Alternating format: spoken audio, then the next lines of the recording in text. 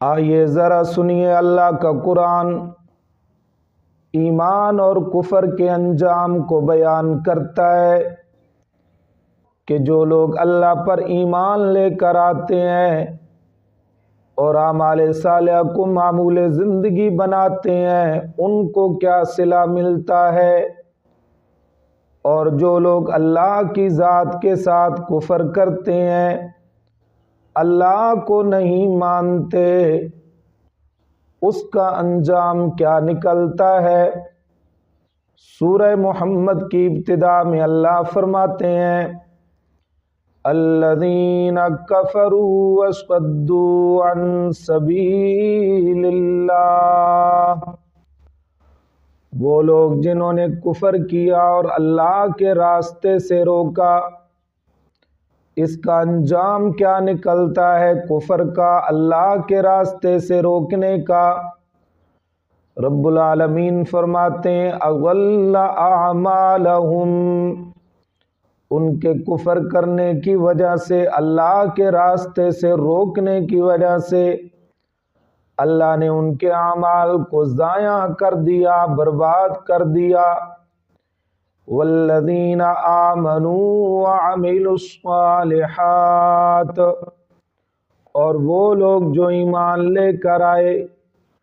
اور اعمال صالحہ کو معمول زندگی بنایا، وآمنوا، اور ایمان لے کر آئے، بما نزل علی محمد، اس چیز پر جو نازل کی گئی حضرت محمد صلی اللہ تعالی علیہ وسلم پر، وَهُوَ الْحَقُّ مِن رَّبِّهِمْ، اور وہ حق ہے ان کے پروردگار کی طرف سے، کفر عنہم سیئاتہم، تو یہ ایمان لانے کی برکت سے، اعمال صالحہ کرنے کی برکت سے، امام الانبیاء پیغمبر پر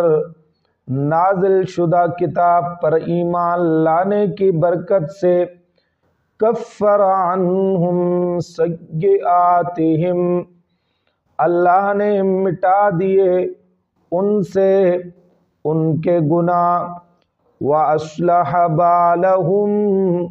اور درست فرما دے گا اللہ ان کے حال کو۔ ذَلِكَ بِأَنَّ الَّذِينَ كَفَرُوا اتَّبَعُوا الْبَاطِلَ، یہ کافروں کے اعمال کو اللہ ضائع کیوں کر دیتا ہے؟ جو وہ اچھے عمل کرتے ہیں ان کا صلہ ان کو آخرت میں کیوں نہیں ملے گا؟ اس لیے کہ بے شک انہوں نے کفر کیا اور اتباع کی باطل کی، وَأَنَّ الَّذِينَ آمَنُوا،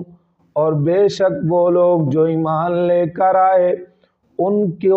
کی نیکیوں کا صلہ دیا جائے گا، اس لیے کہ اتبعوا الحق من ربہم، انہوں نے حق کی اتباع کی جو ان کے پروردگار کی طرف سے ہے۔ کذالک یضرب اللہ للناس امثالہم، اسی طرح بیان کرتا ہے اللہ لوگوں کے لیے ان کے حالات